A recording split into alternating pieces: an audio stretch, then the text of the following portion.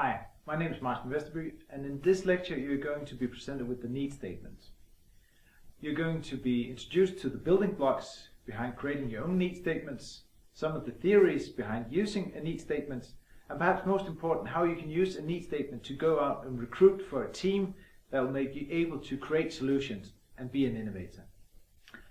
A need statement consists of three building blocks: problem, a population, and the outcome. Let's start with the problem. When we're talking problems in relation to a need statement, we're talking about the cause of the problem. We want you to go out, observe the problem, but then try to track it all the way back to its root. And that is the point where you need to collect data. What is it that gives you that problem? When you have done that, you can move on to the next part of the building blocks for creating your need statement. That will be the population. The population is the group of people that are the most affected by the problem that you have defined. And the better you can zoom in on a specific group, the better and easier it is to make your need statement. When you know what your population is, you can look into the outcome. What effect does these people want? And is it an effect that you can measure? The outcome, in our opinion, can be supported by the theories behind the iron triangle: cost, quality, and access.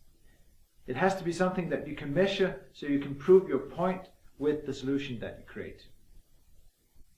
All the data that you need for creating the need statement based on the problem, the population, and the outcome is based on observations. With these three building blocks, you can create 3 to 8 line sentences that will be your need statement. One example of a need statement could be this one: a better way to support homeless patients suffering from tuberculosis so they can keep their appointments and receive all the treatment they need. In this example, we have a problem: patients not getting their treatment. The population is homeless with tuberculosis, and the outcome is we want them to get all their treatment. It's important for you to be aware of that we have not put any part of a solution into this need statement. We have not mentioned that they should receive their treatment at the hospital, or they should keep their appointments at the hospital. When we're doing this, it makes the scope of the solutions bigger, meaning that we can actually go out into the streets, find the patients, and treat them out there. It's important when I describe a need statement that you don't look at it as a linear process, going from problem to population to outcome, but that you look at creating a need statement as an iterative process like this.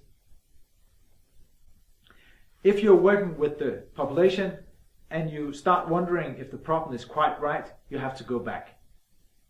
If you're looking at the outcome and you're not sure that there is a match between the outcome and the first problem that you observed and that inspired for the need statement, you have to go all the way back to the observation. So, look at the need statement and the way you create it as an iterative process. Be sure when you make a need statement that you zoom in and focus.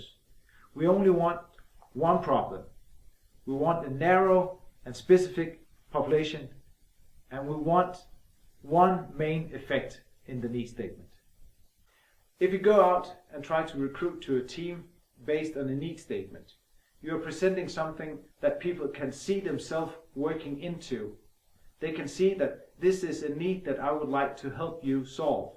If you go out and present a problem or a solution, it's easier for a person to assume that you already have done all the work, there's no work for me, there's no point in me engaging in this work. So a need statement is also a better way to recruit. So to recap, a need statement consists of a lot of data based on observations. You put them into 3 building blocks. One is problem, next is population, and the last is outcome. You use the need statement to validate that there actually is a need for what you're going to solve, but also to go out and recruit team members so you can start solving. Good luck with making a need statement, and go out creating solutions for the future.